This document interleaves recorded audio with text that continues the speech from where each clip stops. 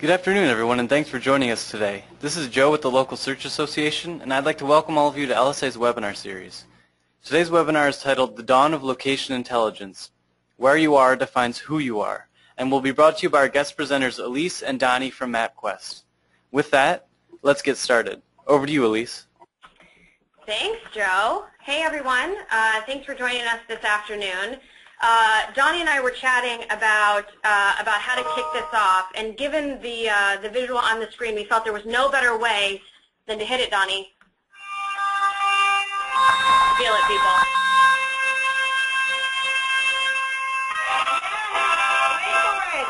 All right. Thank you. Okay.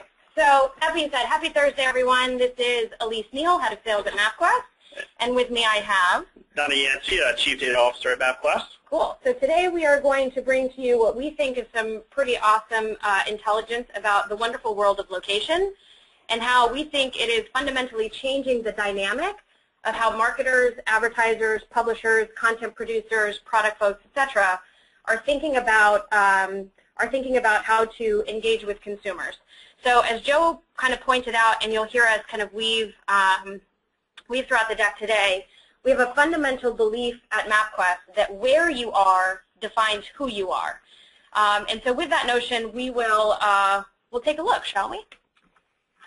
So when you think about consumers today and all of the information that you have at your disposal, there are several different kind of buckets of information that you can use to help define where your consumers are, whether they're your customers, your competitors' customers, demographics, etc. And the three core buckets that we typically use as an industry are, one, we use surveys, and surveys are great. They give you a lot of deep information. Oftentimes you can engage one-on-one with a panelist. Although it does require, actual input of information, it requires you to go out and chat with those panelists or the survey respondents. And sometimes those pieces of data are either not representative or slightly skewed. Oftentimes the survey companies have done a fantastic job scrubbing for that, but it's difficult to get scale, and it's all response-based. So there's, some inherent benefits, but there's also some inherent faults in survey work. The same thing with attitudinal. So how do you feel about something? And a lot of this most often is demonstrated through survey work, but it also is collected through intended behavior. So, I might feel really strongly about a brand because I visit their website, or I might feel really good about or have an intent to buy, Coke, or I intend to buy a new vehicle because, I've rated it 5 out of 5 on a Likert scale or something like that. And then the last piece is behavioral, which is essentially observed behaviors. So there are, loads of great companies out there who passively observe individuals' behavior, and they stitch those behaviors together in order to create, an understanding about those consumers. And again, with each of these buckets, they're great, and they're what we have today at our disposal. And I feel like, for the most part, the sophisticated, marketers and advertisers have done a really great job kind of stitching these together. The other piece is kind of how has consumer intelligence evolved over time, and using surveys, attitudinal research, and behavioral understanding, kind of how has what kind of data we've had available changed over time. And if you start on the left and work your way over to the right, kind of in the beginning of time, a la Space Odyssey 2001, we need to reference that sucker again. It was really about the household itself. It was residential based, kind of where do you live. Then we added in demographic understanding. So talk to me about your household income and your education status and your gender and your age group, etc. And then we started adding in, particularly with the dawn of the internet, content targeting. So individuals who are going to kellybluebook.com or edmunds.com are interested in likely, purchasing a vehicle. Or individuals who are going to epicurious.com or to all recipes or things like that are probably, cooking enthusiasts, etc. And so how can we begin to associate someone's content consumption with the pieces of life that they're most interested in? And then we moved over into behavioral targeting, which is taking that one step farther. By using retargeting techniques and understanding the passive behavioral observations, how can we then reach individuals not on those sites? So in the example I gave, if I'm visiting Epicurious and allrecipes.com and I'm a cooking enthusiast, maybe I'm not interested in necessarily reaching that particular consumer on those websites, but really I'm interested in reaching them throughout their daily life. And so we would utilize behavioral targeting as an industry to do that. And then most recently, looking at purchase-based targeting, there's just some amazing amounts of information out there, whether it's credit card transactional information. Many of the panel companies have purchase-based targeting and transactions, folks like loyalty card companies with that type of data, and of all meshing it together to say, great, I now have this really amazing sense of information that goes from potentially where a person lives or resides, what they look like from a demographic perspective, the type of content that they're interested in. I have an opportunity to reach them behaviorally, and I can understand what they purchase. And as a marketing group, we're probably all sitting back, fat and happy, going, I have answered all of the questions that I could possibly have. But we know this not to be true.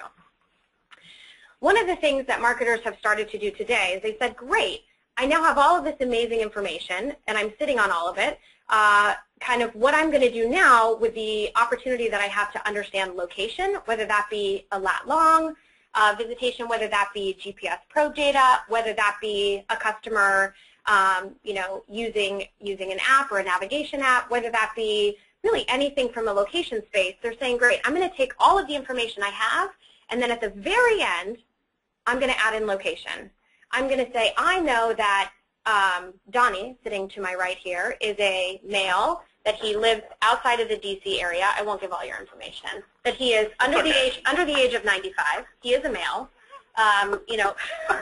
Donnie has young children, etc. And today he happens to be in Chicago, and he happens to be 15 yards from a sports bar because he loves sports. And so the theory of that is that we're taking everything that we know and then we're adding location at the very end. What we believe is that there's an opportunity to completely change the dynamic here. Location is kind of being lumped in as potentially the next great frontier, but really it's being added in as yet one other attribute at the very, very end of a long, long list of targeting criteria. We think the Holy Grail, reference the chalice, is essentially to put location first. And what happens when you potentially think about throwing away all of the demographics that we've been kind of sitting on for decades, some of the content targeting, the behavioral targeting, etc., and putting location as a key context and key indicator, meaning it's the first in that series. How does that fundamentally change the way that we view consumers and how they move through space and time? So with that, I'm pretty passionate about it. Donnie is as well. But while we can go and kind of talk through all these amazing concepts, we figured it'd probably be better if we just showed you some juicy data. So with that, I'm going to turn it over to Mr. Yancey. Thank you so much. So, I mean, going to Elisa's point, right, I am a sports enthusiast. I'm a sports intender, whatever you want to call it, right? But if I'm going to try to find, my kid's new pediatrician, or I have to go do something else that's associated with, the new elementary school I'm taking my child, probably, serving that StubHub ad at that point in time, maybe not the best solution, right? However, obviously, maybe throwing things over like GameStop, based on my kids being sick, and maybe a solution, or hey, I'm going to the new elementary school. Okay, got it. So that person is has a child in the household, so that maybe something's more associated with Toys R Us. So those kind of things are kind of what Lisa is alluding to. It's like that point in time somebody's telling you that hey, they're going to go do this or going to that location. So the first example that we wanted to kind of give is the around McDonald's, right? So let's talk about QSRs in general and use McDonald's as our example. So first off, it's, hey, somebody's searching for actually a McDonald's in general. So they're either doing what we call, a broad search, which is more of, McDonald's, McD's, like somebody's actually looking at, very generic terms that are associated with McDonald's. But more refined things could be, hey, somebody's not just looking for McDonald's, but they're actually typing in McRib, McChicken, double cheeseburger, those type of things, and even actually, obviously, the exact term McDonald's to look for it. And then from there, we have folks that are, from a, actually looking to route from or to McDonald's. So that's they're showing us and telling us, hey, you know what? They're not just looking for McDonald's. They're probably going to look for McDonald's now, right? And as some of the DMA research out there around local search, folks are actually looking to do an action right then and there. They're not looking to look for McDonald's and take an action 3 days from now, right? They're obviously hungry, looking for things to go eat at right away. Another thing is, obviously when it comes to our search, we have a lot of folks, who are typing in things around restaurants or looking for fast food, and we obviously have a lot of folks and a lot of query impressions that show up that says, oh, okay, wait a minute, not only there's these restaurants in your area, but here's where McDonald's is. Here's where other QSRs are. So obviously a lot of fruit in that, again, showing intent that these users are ready to have a meal, go to lunch, go to dinner, or whatever the case may be. And one of our obviously favorite stats is to show location. So this is our mobile users on the mobile web and mobile app side, are basically showing us, okay, basically within a 15-yard radius of a McDonald's, 20% of our user base are right there, right? So that's showing us, okay, great. We actually know, based on the location and GPS data that we're collecting, are people close to or at a McDonald's? And Elise and I were talking about this right before, but it's very interesting to say that 96% of our user base are within a 7-mile radius of a McDonald's. So it's definitely going back to that location part. There's not just the folks telling us that they're actually looking to go do something right away in terms of like a McDonald's or going to visit a QSR, but obviously having that location data. Me being a sports enthusiast and getting a mobile ad about stuff was great, but if I'm closer to McDonald's, hey, it's probably more effective to actually serve that ad at that time. And knowing, talking to QSR execs, a lot of times people are making decisions on lunch or going to a QSR 5 to 10 minutes before they even get there. So obviously location is very relevant in helping maybe influence that behavior of, going to this restaurant versus that. So next example is around, let's talk about just, pizza in general. Like, so obviously, I am, again, somebody who loves to go to, nice restaurants, very elegant, but obviously, not every time I'm looking to go do something, I'm going to go to a nice restaurant. I want to take the kids either to some pizza joint that's around the block or, your favorite brands like Pizza, Domino's, or Papa John's. So from there, obviously having that information and understanding, okay, hey, people are generally searching for pizza, that's great that they're now a pizza intent, but actually it's an opportunity to serve them and influence them at that point in time around searches and routes that folks are doing. And again, it just shows that also some of the information we have is that, hey, obviously people are not probably maybe looking for a Papa John's right away because they deliver, right? Where maybe, Pizza Hut's where you go down and sit down for a bit. So, again, from that location defines intent perspective, they're telling us something that they're doing right then and there that makes it really relevant for them to help influence behavior. So the next one is kind of saying, moving towards home improvement. This is showing a illustration of a lot of our GPS data that we have. The lines that sits over top of the map are the purple, are basically routes starting from a Home Depot, and the actual ones in blue are routes ending at a Home Depot. So what does that tell us? That tells us basically, hey, these users have basically just went to a home improvement shop, and they're either A, driving what they already did and going home, or B, they are actually maybe going to Lowe's or somewhere else right there, right then and there. So it goes back to, again, knowing location, know where people visit and going to tells us a lot about what that person is trying to do right then and there. And again, going to myself, again, as a sports enthusiast, going to Home Depot, probably not going to, stuff I have is not going to be that relevant, but more things around, actually home improvement, hardware stores, things of that nature are relevant to me right then and there as a solution. So. And then the other example we had is around autos and auto intenders. So in traditional media that Lisa was alluding to earlier, a lot of folks will go into ComScore and say, okay, hey, MapQuest, what does MapQuest do in terms of how many users have the intent to actually buy an automobile within a certain time frame? So, okay, I look in, your typical plan metrics or any other things of that nature and say, look, okay, got it. Hey, I see that MapQuest users have the likelihood to, purchase a vehicle in the next 6 months, new or used. And so that's great. People will actually do media buys associated with that.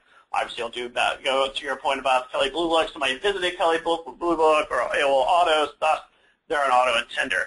Well, with some of the information that we grab from the users in terms of searches, routes, and visitation, we've actually done some studies with Correlate that says, look, based on our user base, users who actually do an action around a search or a route to a used car dealer actually is 5 times more likely to actually buy a new vehicle within within the next month or two. Same with doing a visitation to an auto repair shop, or actually visiting an auto parts store. And one of the things I think is very interesting, somebody who actually visited or wanted to route to or search for a motorcycle dealership, hey, there are 3x likelihood to actually buy a car soon. So it goes back to like, hey, you're with your wife, I'm ready to buy my awesome new Harley, and she says no way in hell. So I decide, okay, great, I'll get a new car somewhere else, right? So it just kind of gives you the feel that, hey, having this intent and knowing where people are looking to go from a location perspective makes a world of difference that's outside of the typical norms that are in the marketplace. So with that, don't miss out, and back to Elise. So I think the key to all of this is that it doesn't really matter if you are a male 18 to 34 who has an income of 50K or below, and that you eat pizza 6 times a week. If you're hungry for pizza and you're looking for pizza, there's a missed opportunity if you don't if you don't tackle that. Same thing with the autos, same thing with the McDonald's or a QSR, and really same thing for any retailer or any massive massive majority kind of location. And so the opportunity here is really to insert yourself or to think about how can I learn more about my consumers through location, and how can I capitalize on those opportunities. But in thinking about that, it's not really just about marketing. There are several other aspects as well. So what we show here is actually a small town outside of DC called Leesburg. And these are different kind of POIs and relative measures for that particular neighborhood. So there's hospital and medical offices. You see big box retailers like Walmart, Target, and Costco, Home Depot. There's a Little League field. There's a high-income community. There's a Hispanic neighborhood, et cetera. And essentially what we show here is you can look at basic user behavior. And this can be actual user behavior of MapQuest. You can look at this holistically from a whole kind of app purchase, app status. You can also look at this from an ad impression perspective as well.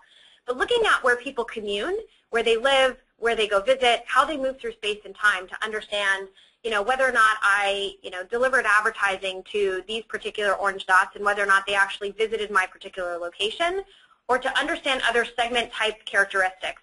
So as an example, trying to understand whether or not somebody is getting ready to move. The new mover or early mover segments are really, really difficult segments for us as a marketing community to kind of get our arms around.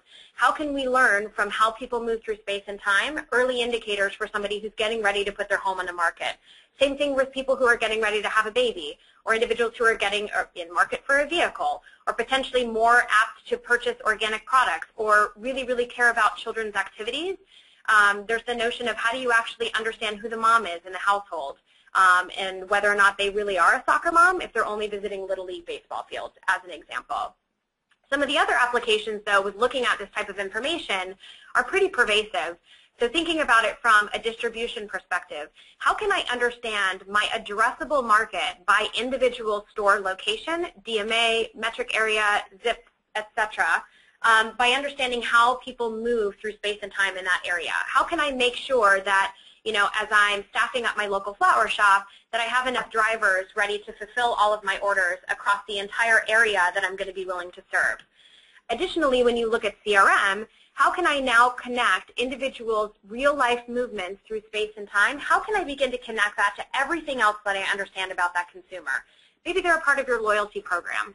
Maybe they carry a card. Maybe there is a another way that you interact with those particular groups of consumers within your own proprietary segmentation scheme, that you can begin to layer on additional attributes about where they go, with the things that they're interested in, where they recreate, how they move, when they travel, etc. The out-of-home market has been a really interesting opportunity as well, in thinking about this really amazing mechanism that we have to speak to consumers by marrying real-life movements on freeways and small roads, particularly with digital advertising as well as subway advertising and things of that nature. There begins to be this very great connection between reach and segmentation that can be applied to a medium that traditionally hasn't had a lot of in-depth digital metrics. And then the last is really looking at direct mail. And I think that you guys can see the correlation between individuals who have recently moved to an area, individuals who are in market for a vehicle or insurance, credit card applicants in the banking industry, couponing, and couponing specific to certain local grocery stores as well as other broader chains. All of those things can be connected together using location as a key and primary input. So it really just isn't about how can I market better to my customers and speak to them from an advertising perspective. It really goes into the product, it goes into R&D, it goes into distribution, and really across the board. So what do we have that we think you need, potentially? And what are we so excited about at MapQuest? Really, we believe that in order to understand location appropriately and to really apply it to anyone's business, you have to have 4 key things. The first thing is that obviously you have to have location data, which is important. But in addition to that, you can't just have any location data. You need to have it across a persistent and clean user base. So there's a lot of location data that's flying around out there, particularly as some apps have begun to ask for the collection of your current location and things of that nature. Understanding that persistent user base and being able to have the relative scale is pretty important. In addition to that, you have to have a touch point, meaning you need to have a way that a consumer can interact with you. And mostly that comes in the form of an actual brick and mortar store. So how are people engaging with your particular brand or your competitor's brands? So what is that customer touch point? We've done some interesting work in in-app touch points versus online touch points versus brick and mortar touch points. But essentially there has to be a mechanism to connect location data to your brand or your company. And then the last, which potentially is the most important, is you kind of need to understand how maps work. You need to have a spatial context, meaning whether it's a GIS system or layer, whether it's outsourced analytics, or whether you just have a footprint of all of your stores, polygons, points, etc. When we're going into this kind of new era of location, there is a little bit of a barrier to entry, which is something that we believe we bring kind of prepackaged up with a lovely little bow to our partners. And these things just, it's a little bit difficult to kind of decide one day, hey, I'm gonna get into the location business. I'm gonna do this. So with that, again, where you are helps to define who you are, and really, fundamentally believe this. When MapQuest was founded in 1967, at 47 years ago, we really understand maps and space and time and movements of consumers, we believe, potentially better than anybody else. We have decades of experience. We have over 45 million avid users who use MapQuest across at least a dozen different platforms in ways that they can engage with our brand. Is it really possible that MapQuest has a better understanding of human behavior than anyone else? The way that people ebb and flow through time, differences in behaviors from tablet, from mobile, from desktop, etc. We really have a fundamental belief, and quite frankly, we founded the digital mapping space. So we're pretty excited about our heritage and really proud of what we're bringing to the marketplace. This is a really interesting heat map of our existing users, and this kind of shows the distribution of MapQuest core users, particularly among our mobile population. And actually what you look at in here, if you're from any of these cities or have ever visited them, you actually, if you look at them from a spatial context, they obviously represent most of the roads and highways and things like that, the major thoroughfares for each of these cities. And when you combine all this data together, we have roughly 15 million mobile users, and we receive over 600 million data points a day.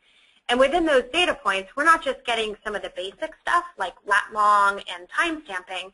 We're getting your device ID, but we're also getting your speed. We're able to collect your bearing, which is the direction the vehicle is going.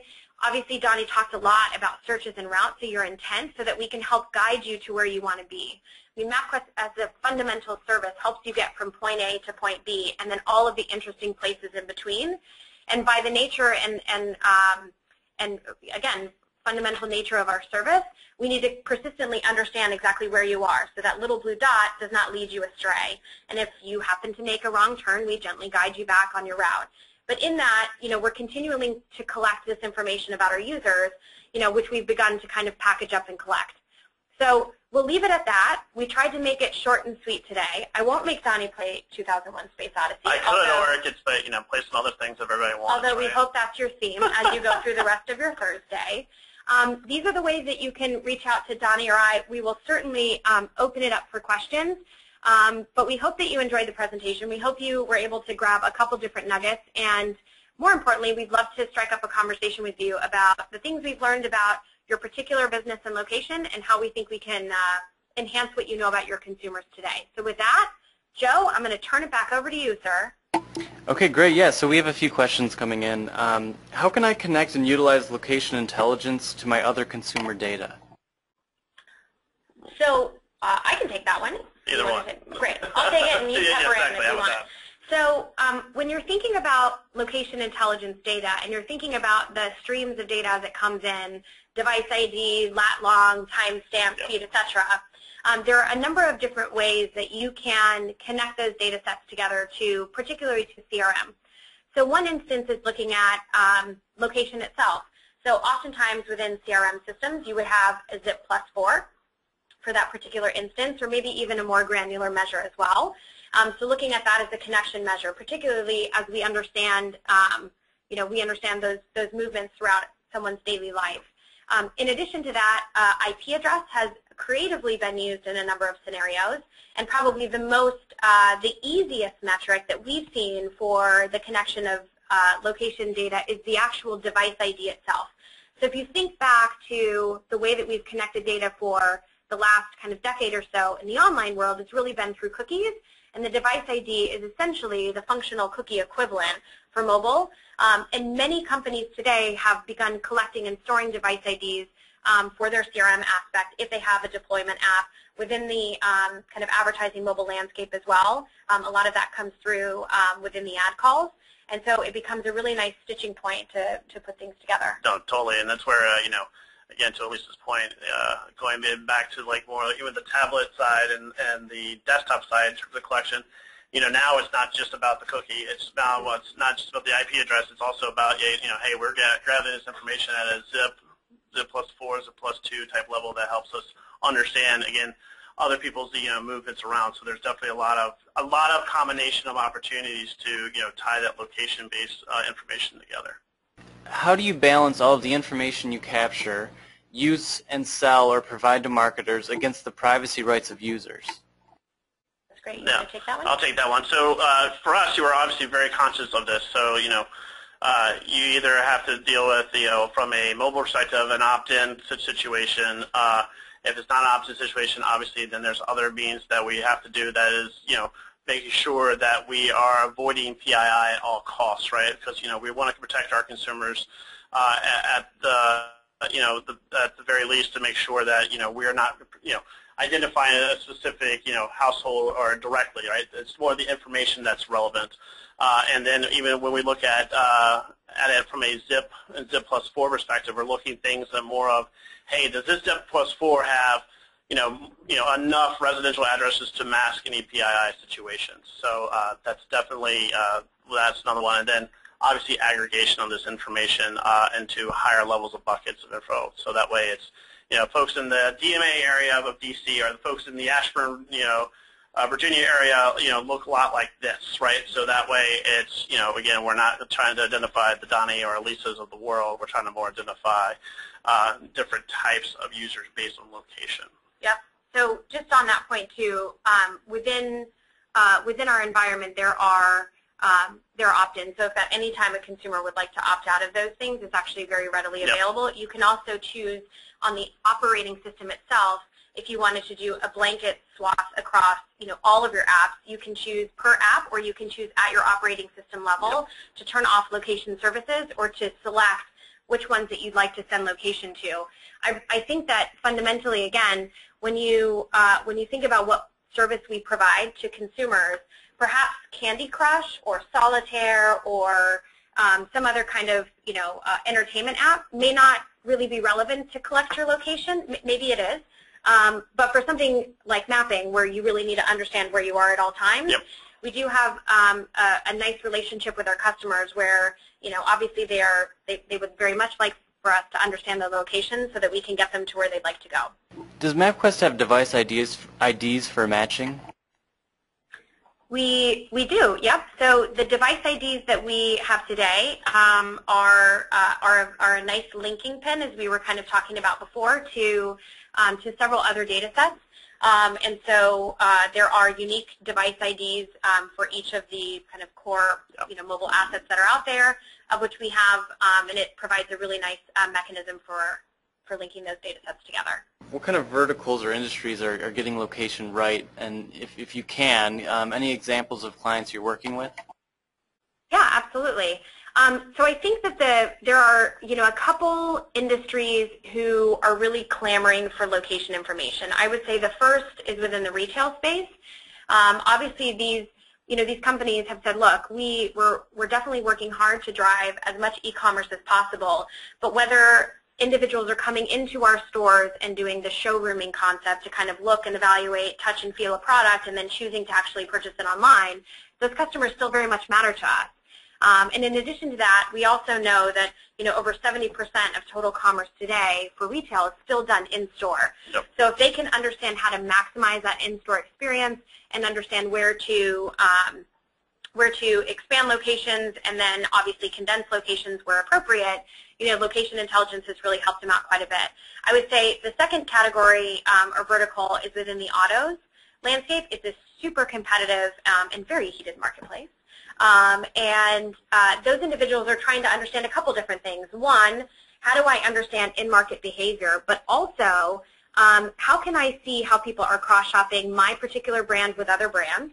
And then I think the third aspect of that is, there is a lot of value that is placed on OEMs for their actual service centers that are within the actual dealers themselves. And they understand that if somebody comes back to receive service at the actual Ford dealer or Honda dealer, et cetera, then they're more likely to actually continue to purchase from that brand. So understanding when somebody is on lot, whether they're at a service center or whether they're cross-shopping, is a really, really valuable piece of information, and that's something that we can certainly assist with. So I think the autos marketplace is probably number two, and then I would say number three is within the QSR space. So whether that be fast casual dining or actually fast food itself, again, super hot competitive marketplace. With a lot of movement throughout time and a very, very short time horizon to what Donnie mentioned before of when individuals are making the decision. I don't know about you, but when I'm hungry, I don't really care what goes in. I just care that something goes in. And so I'm a savage person when I'm hungry, so I'll just go to the quickest thing that's nearest by. Well, and I know that obviously other industries are definitely looking into it more. I know talking to some hotel chains that they're looking actually not even like from the travel perspective of, hey, is somebody coming to my hotel that's already checked in, or hey, somebody's at my hotel that just checked in, and how can I upsell them on site to maybe a spa? Look, the spa is available right now, 50% off discount type situation, or actually for I know there's a lot of folks out there that love their travel rewards. Actually hotels are trying to persuade the local person to say, hey, come to my hotel to dine and earn rewards points. Those type of situations. So, the two that you mentioned are definitely hot right now, but there's definitely some fast follows that are coming. So. Yeah, absolutely. Does MapQuest enable real-time offers like coupons or barcodes that can be locally redeemed?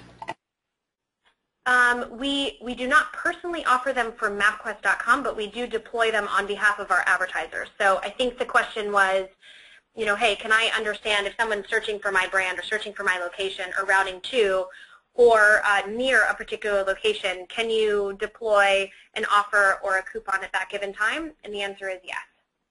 We do that today for many of our advertisers. Where do you see the future of location intelligence going, given what you presented today? I mean, I think in terms of the future. World domination? No, well, that's close to it, and we can put the Odyssey song back on to show that, right? No, I think kind of some of the stuff that Elise pointed to. It's not just like the advertising opportunity. It's really like that location-based analytics. I mean, it's to a point where now, I'm going to be talking. Franchisee is going to be talking to the main headquarters, talking about, hey, main headquarters, now you're not giving me enough marketing promotion. The main office is going to be like, wait a minute, I have this intelligence that says in your area, you're actually marketing, over in this area when you should be really marketing over this area. So there's more of that, capabilities to be smarter and more intelligent on how you're doing things at a local level. And I think that's where in terms of that location intelligence, where the location market is, I think you're going to see more and more of that when people start getting their heads around it. I think the first iterations, people are still just evolving in terms of, hey, how can I use location as just a marketing tool in general. And some other people are already there, right, from the location analytics perspective, but it'll become more and more intelligence over time. You'll see the marketplace change in that perspective. Yeah, I think the other category that is also kind of on the heels here, and that I presume will catch up somewhat, is not only just the local businesses that Donnie pointed out, but also states and the counties themselves. So understanding what types of services are going to do well in this area, how can I offer, whether it be tax incentives or other types of breaks to companies to encourage them to come here, how can I use the information about how my particular county residents are moving, ebbing, and flowing. We've seen some really, really interesting early stuff with regards to politics and understanding polling places, preferences, all of those types of nature. And again, you have to be careful on the PII front, but again, there's some really, really early stuff that's happening where I think, again, understanding how people move, we're both temporal as humans, and we're also pretty predictable. So just think about what you've done over the last 3 months and how often you've revisited your favorite restaurants and hung out at your friend's house or done the same recreational activities or picked up your child from school. We do live somewhat repetitive lives, albeit we attempt to add some flair from time to time. And we also, time is obviously a key element of that. So understanding that movement, again, I think location as a fundament of what we're looking at, and the fact that we're carrying these amazing devices around with us everywhere is pretty pervasive. And going back to, if you have not tried the new MapQuest app in terms of navigation, get on it. Get on it, as well as even our brand new commute app. Spanking new, guys. Yes, definitely check it out. On basically Android, Amazon, and iOS. So. Does MapQuest accept bulk feeds of location data, or is all the data pulled together in-house? All it is in-house. Yeah. It all comes in from the users that we have. Exactly. We do augment that with other data sources from time to time, particularly for advertising purposes and things like that. But not anything that's like in terms of absorbing like highway data or anything like that. Right. No. With the new iOS 8 launch and their policy changes, do you see location-based information diminishing? Actually, we think so. I mean, if you're not truly a location/mapping app, I mean, that's definitely, there are some things that people do now that obviously put location in the background. And now with iOS prompting users to say, hey, you still have, Donnie's fun app still in the background collecting location, people are like, hey, heck no, I don't need that. Like, they shouldn't do that. Mm-hmm.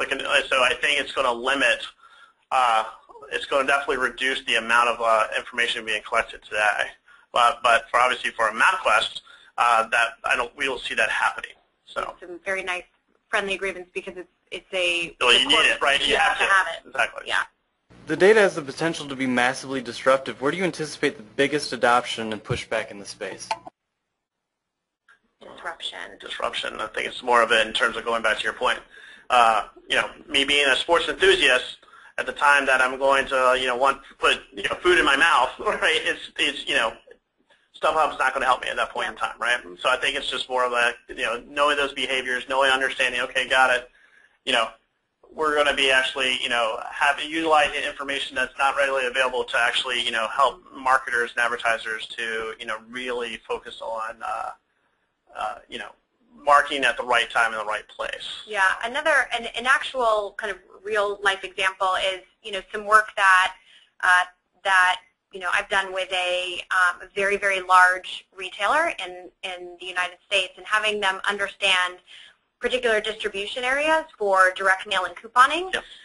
And so their former approach was essentially to understand each location and to cast a geofence of a certain radius outside of the store, and they would say, great, for any households that fell within that radius, they would receive the coupon, and if you didn't fall within the radius, then we sure do hope that you come to our store, but we're actually not going to actively promote our weekly specials to you. And what we were able to find is that they missed big neighborhoods where there were key drivers from a demographic perspective or actual visitation of again, kind of neighborhood sizes that they were missing out on. And so instead what we were able to provide them, to Donnie's point about location-based analytics, to say, you're really potentially looking at this the wrong way. You're missing out on a really key group of individuals who either already come to your store or are shopping almost exclusively at your nearest competitor. And so maybe think about, how can I spatially address these individuals by potentially not just casting a geofence, but by creating either a custom polygon or something else of that nature. So I think obviously there's big aspects in the marketing space that I think are, have the potential to be massively disrupted. And then again, I think distribution is big. When you're thinking about deploying, 100,000 Domino's drivers to homes, understanding which homes may have a higher likelihood, or which neighborhoods or zips have a higher likelihood to be Spanish-speaking than others, and understanding how does that play into the actual driver and ambassador for your store, delivering a pizza or delivering flowers or delivering a FedEx or delivering whatever that might be. That kind of personal touch that you can add and enhance with understanding a little bit more about that consumer, I think can really make or break some of our own, consumer experiences. So I think there's quite a lot of areas where this can be pretty astounding. Yeah. Okay, so we really appreciate for everyone attending today. I'd also like to thank you guys once again for presenting. Just as a heads up, we have some exciting webinars coming up from Como, Local Market Launch, and Reach Local. For more info on these and all of our upcoming webinars, visit localsearchassociation.org/webinars. So thanks again, everyone, and have a great day.